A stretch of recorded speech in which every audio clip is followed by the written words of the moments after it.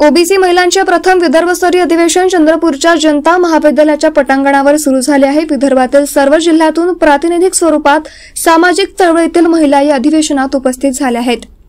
या ओबीसी महिला अधिवेशनात महिलांशी निगडित विविध विषयांवर चर्चा करण्यात येत आहे।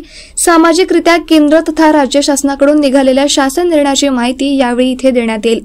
हुंडाबळी ठरलेल्या स्वर्गीय वैष्णवी हगवणे व आजवर हुंडाबळी ठरलेल्या सर्व महिलांना अधिवेशनाच्या प्रारंभी श्रद्धांजली अर्पण करण्यात आली। हुंडाबळी तथा महिलांवरील अत्याचाराच्या न्यायालयीन केसेस फास्ट ट्रॅक कोर्टात चालवण्यासाठीची मागणी करत समाजातील अनिष्ट परंपरा व महिलांवरील अन्यायकारक रूढींना बंद करण्याबाबत चर्चा करून ओबीसी समाजाकरिता आदर्श आचारसंहिता तयार करण्यात आली।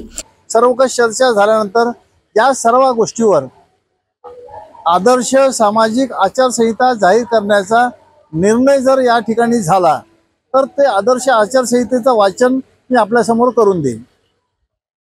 ओबीसी महिला अधिवेशन 2025 हे त्याचं प्रमुख वैशिष्ट्य म्हणजे विदर्भस्तरीय असलेलं हे पहिलं अधिवेशन आहे।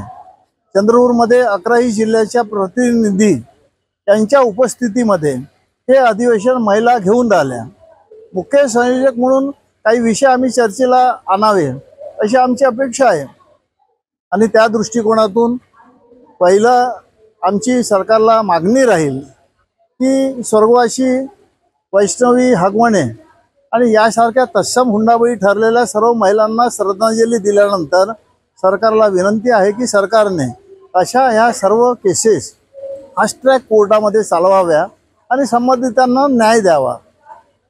त्याचबरोबर राज्य आणि केंद्र सरकारने जे काही ओबीसी समाजासाठी निर्णय घेतले, शासन निर्णय काढले, त्या सर्व शासन निर्णयांचं वाचन करून केंद्रातर्फे केंद्र सरकारचे आणि आदरणीय मोदी साहेबांचे अभिनंदन या अधिवेशनामध्ये होत आहे। आज या अधिवेशनाच्या माध्यमातून ओबीसी समाजामध्ये ज्या ज्या अनिष्ट परंपरा आहे, कुरीती आहे, रूढी आहे, या सर्व जुन्या परंपरांना कुठेतरी फाटा देऊन एक ओबीसी समाजासाठी सामाजिक आचारसंहिता जाहीर व्हावी ही आमची अपेक्षा आहे।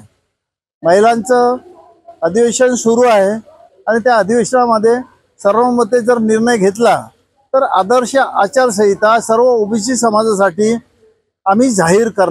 सर्व क्षेत्रातील महिलांना समान संधी मिळावी यासाठी केंद्र व राज्य सरकारकडे पाठपुरावा करण्यासाठी ठराव घेण्यात येणार आहे। पुढील ओबीसी महिला अधिवेशन महाराष्ट्र स्तरावर घेण्याबाबतची चर्चा यावेळी करण्यात आली। शंखनाद न्यूज साठी जितेंद्र मशारकर।